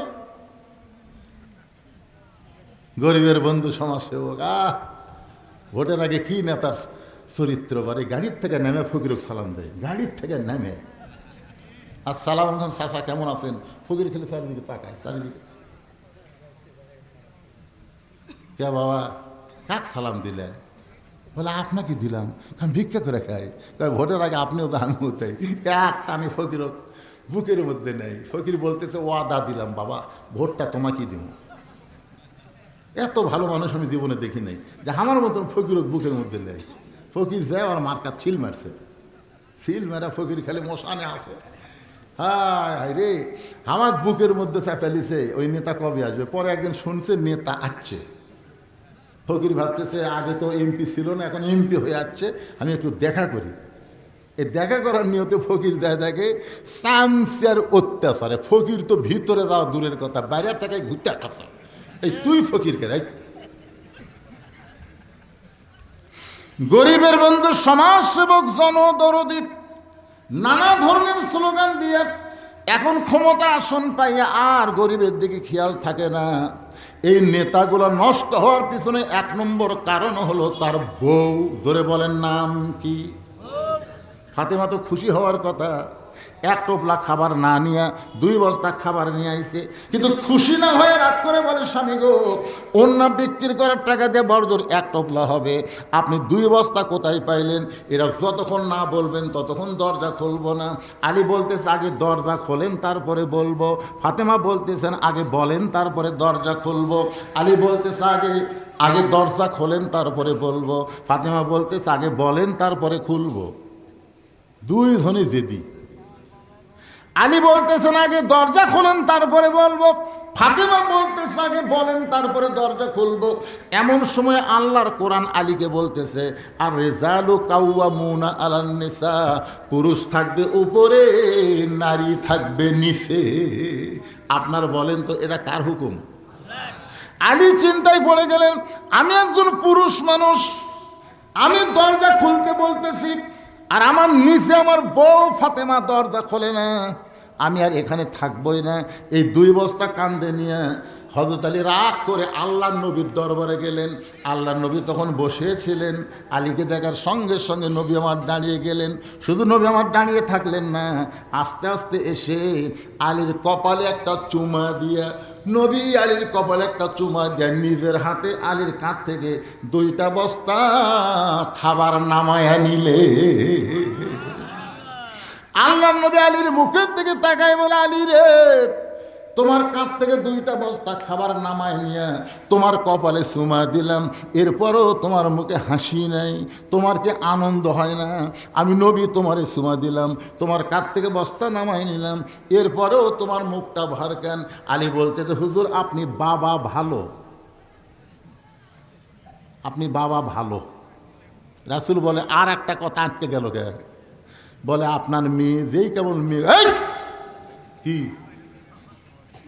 আমার মেয়ে কি? আলী বলতে তো হুজুর আপনার মেয়ে তো কিছু বলা উচিত না।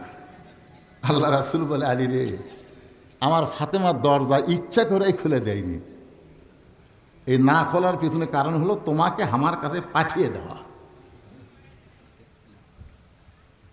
তো আলী বলতে তো হুজুর দরজা না খুলে আপনার কাছে আমার পাঠানোর কারণ কি?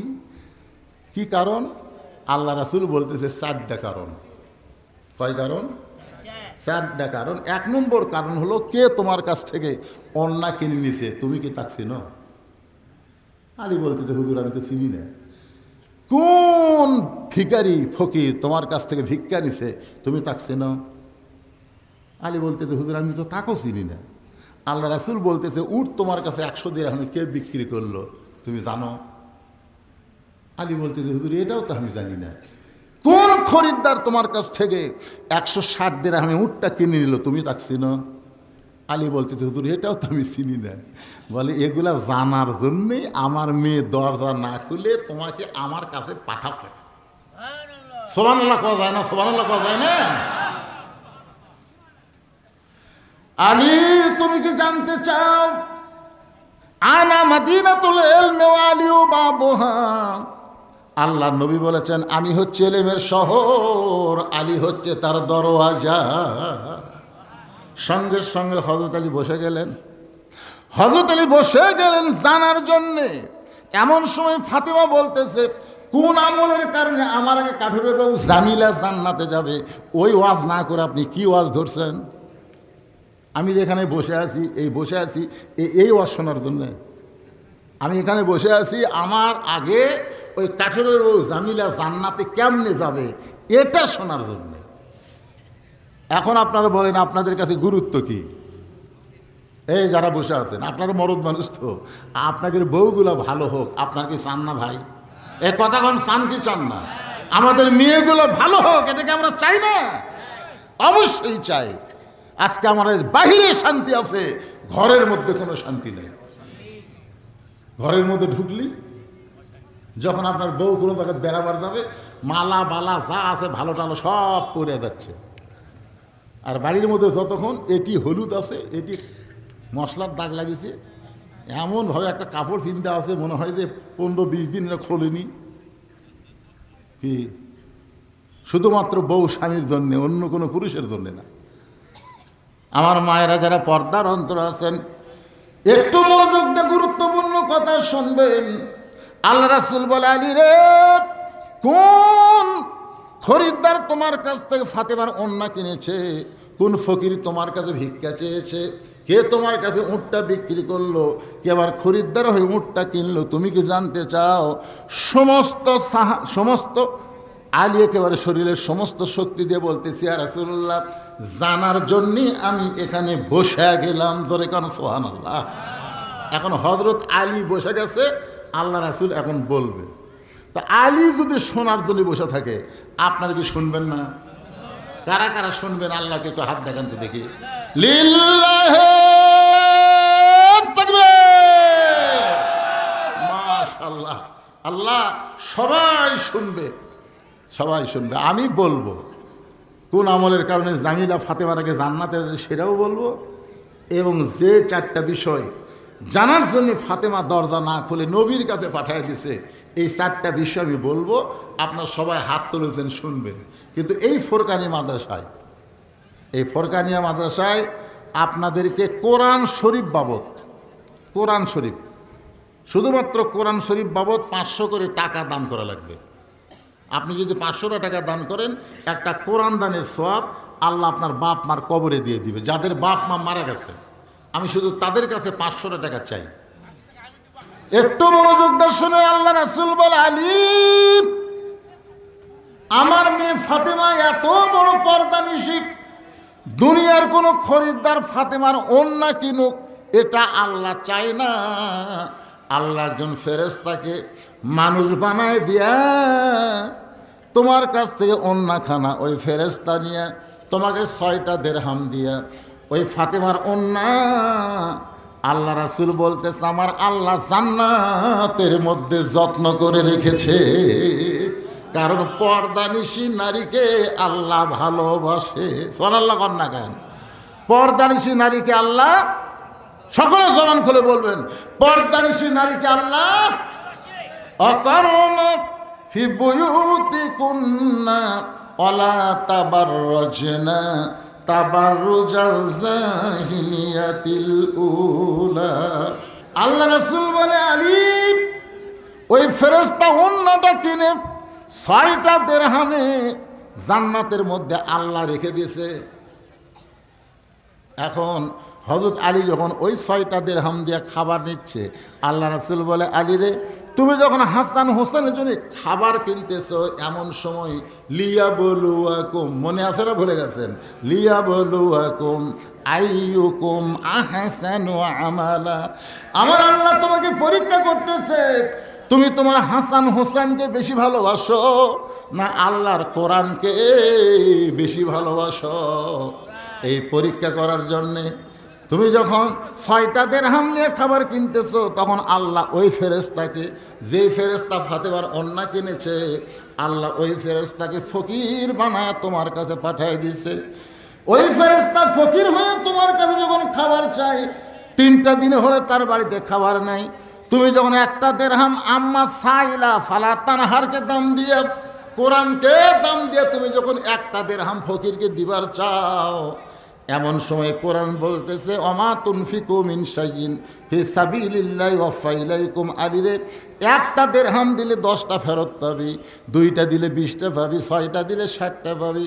তুমি আল্লাহর কোরআনকে দাম দিয়ে তুমি যখন 60টা দিরহাম ফকিরকে পাওয়ার আশায় দিয়ে দিলে 6টা দিরহাম ওই ফেরেশতা আল্লাহর কাছে নিয়ে যখন কাঁদতেছে, আল্লাহ বলে, ফেরেশতা কান্দিস কেন?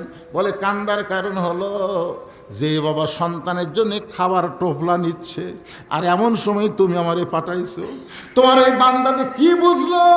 ওই খাবার টোপলা না আমি আমার 6টা দিরহাম দান করে দিল।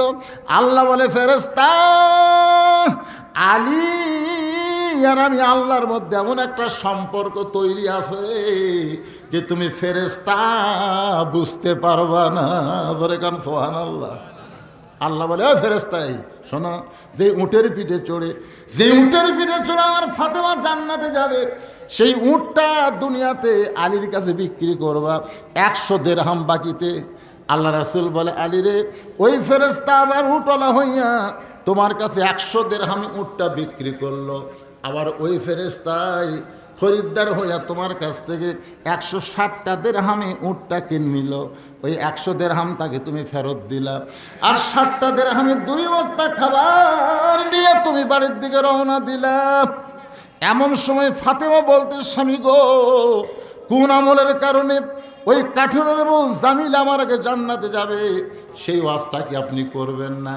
আলী বলেন, ফাতেমা তাহলে শোনো, তুমি যখন জান্নাতে যাবে, জান্নাতি নারীদের নেত্রী হইয়া আল্লাহ তখন হেঁটে হেঁটে তোমাকে জান্নাতে নেবে না, কারণ সাইয়্যিদাতুন নিসা আহলিল জান্নাহ, ফাতেমা হবে জান্নাতি নারীদের নেত্রী। আর সেই ফাতেমাকে আল্লাহ তাআলা হেঁটে হেঁটে জান্নাতে নেবে না, একটা উটের পিঠে করে। আলী বলতেছে, ফাতেমা তোমাকে আল্লাহ জান্নাতে নিবে। তুমি যখন উটের পিঠে চড়ে জান্নাতের দিকে রওনা দিবা, কিছু দূর উটটা যাওয়ার পরে উটটার জান্নাতের দিকে যাবে না।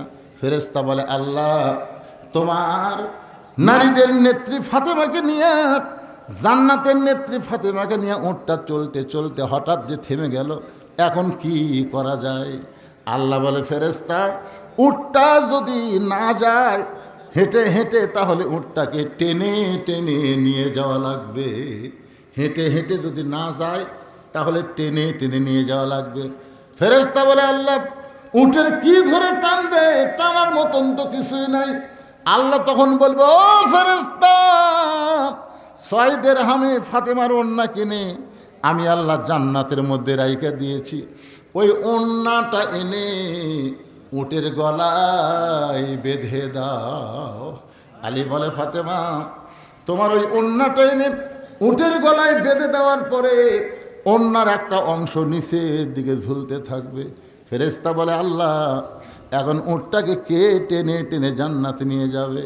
আল্লাহ তখন ডাকতে বলবে, কে রে কাঠুরের বউ জামিলা, রে কাঠুরের বউ জামিলা, তুমি কোথায়?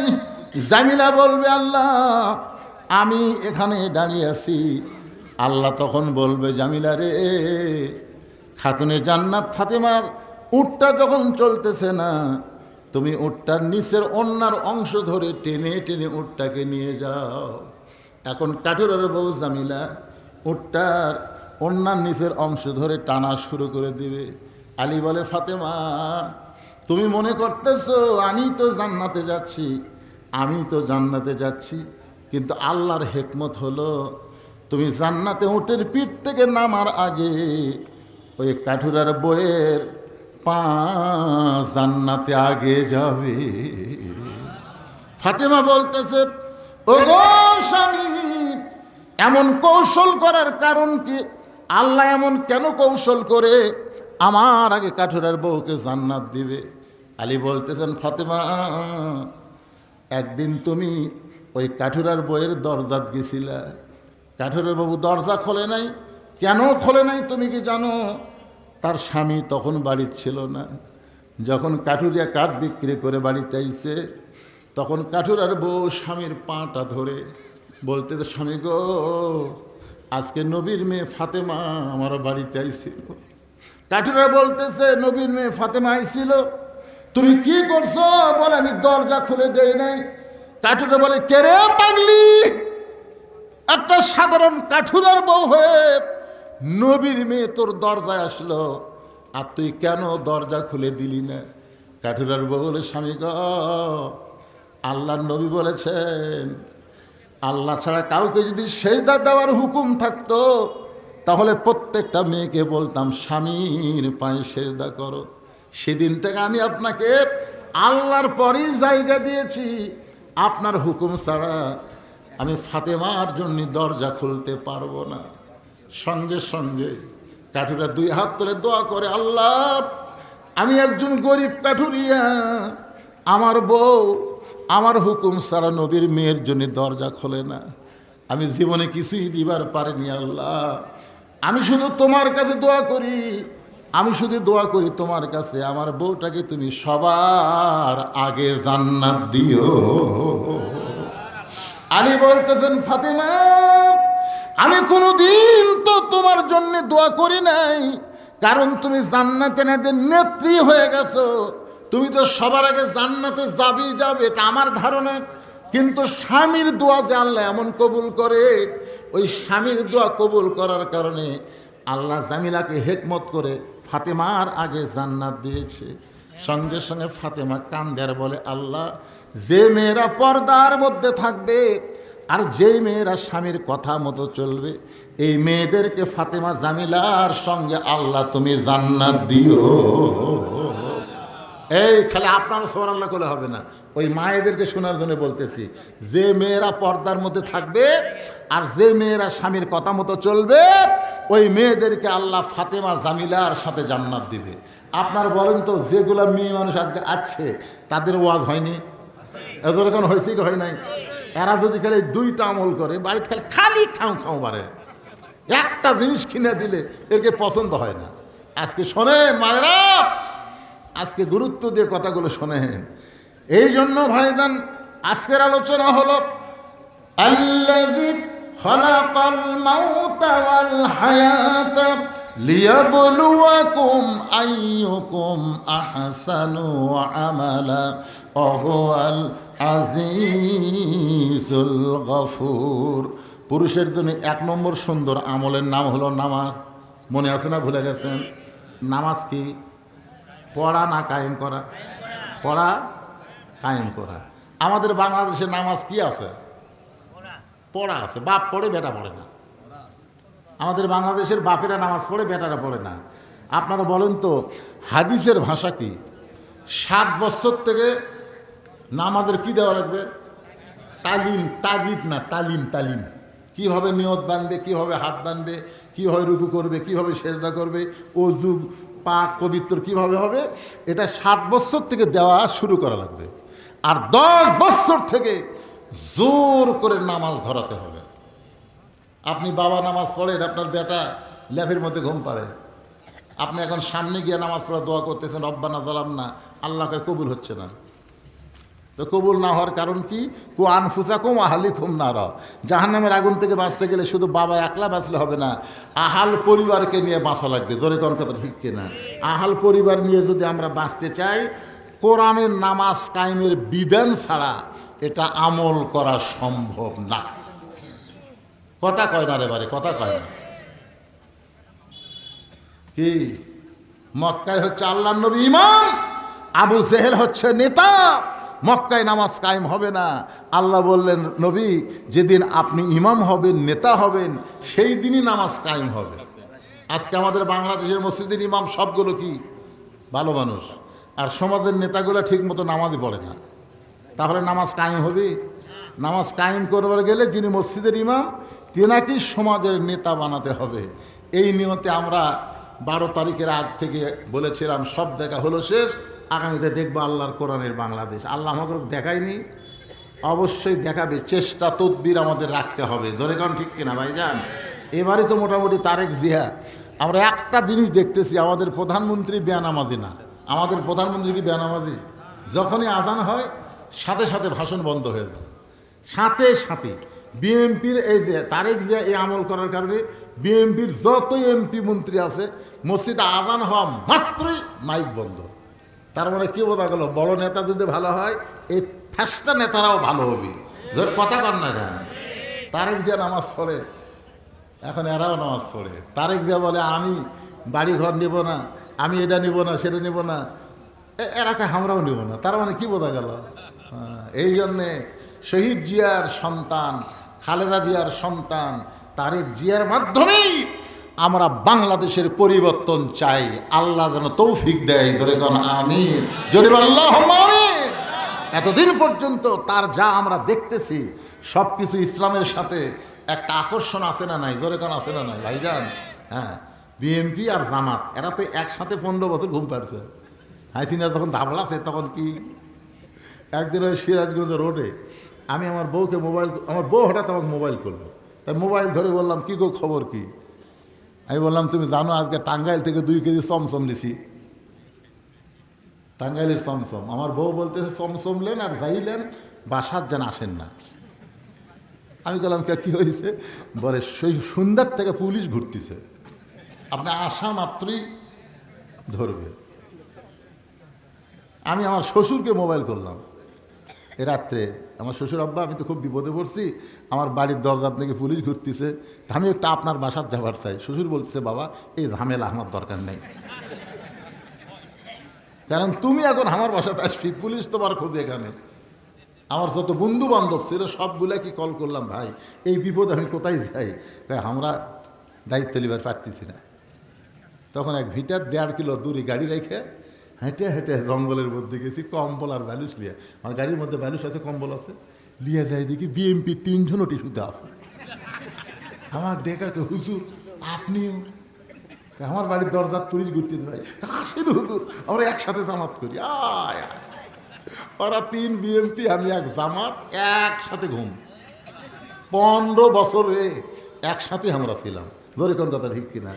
এই বছর যদি একসাথে থাকি তাহলে নির্বাচন হবে। এই জন্য একটু ভিন্ন ভিন্ন হয়ে আমাকে নির্বাচন করা লাগছে। আর নির্বাচন যখনই করবার যাবি তখন তো একটু রাজনীতির ভাষণ আসবি, একটু দোষ টোষ তো ধরবি। আসলে যতই ধরুক কিছুই নয়, মিলে মিশে থাকবি, ফ্যাসিবাজি ঢুকবার দিবি না। জোরে কোন কথা ঠিক। গতকালের একটা খবর বাড়াইছে যে হাসানুল ইনু, তারপর রাশেদ খান মিলন আর এই যে কালা মানিক এরা জামিন পাচ্ছে। পাগলা, এরা জামিন পাচ্ছে। আর একটা মামলা জামিন পাচ্ছে, আরো 100টা মামলা আছে। তার মানে ওরা জামিন পাবি, মুক্তি পাবি না। কি ভাই, মিলামিশা থাকার দরকার আছে না নাই? এই রাজাকার রাজাকার আর বলেন না। আর 26শে মার্চ স্বাধীনতা দিবস পার হয়ে গেল রাত 12টার পরে। আমরা দেশটা স্বাধীন করেছি ভারতের অঙ্গরাজ্য বানানোর জন্য না। আমাদের মানচিত্র আছে, আমাদের পতাকা আছে, আমরা সেই পতাকা নিয়ে, সেই মানচিত্র নিয়ে আমেরিকার দিকে না তাকায়া, ভারতের দিকে না তাকায় আমরা তাকাবো কার দিকে? যখন বলেছিল জিব্রাইল একটাবার নমরুদের চুলার দিকে তাকান, আমাদের জাতির পিতা বলেছিল আগুনের চুলা জ্বালাবার পারে নমরুদ, কিন্তু পোড়ানোর ক্ষমতা নমরুদের হাতে নাই। আমি আল্লাহর দিকে তাকাইছি, দেখি আল্লাহ কি করে। ভারত তোমাদের শক্তি আছে, সামর্থ্য আছে, অ্যাটম বোম আছে, হাইড্রোজেন বোম আছে, নমরুদের মতন তোমাদের আগুনের চুলা আছে, কিন্তু আল্লাহ যদি শান্তির বাগান বানায় দেয়, ভারত বাংলার মুসলমানের একটা চুলেরও ক্ষতি করতে পারবে না। জোরে কথা বলেন। ওমাইয়া তাওয়াক্কাল আলাল্লাহি ফাওয়াসবুহু, আল্লাহ আমার সবাইকে আল্লাহর প্রতি ভরসা করার তৌফিক দান করুক। সকলে বলে আল্লাহুম্মা আমিন। ইস্তেগফার পড়েন। আপনাদের জন্য তাবারকের ব্যবস্থা আছে, মোনাজাতের পরে সবাইকে তাবারক দিবে, সেই তাবারক নিয়ে আপনারা যাবেন ইনশাল্লাহ।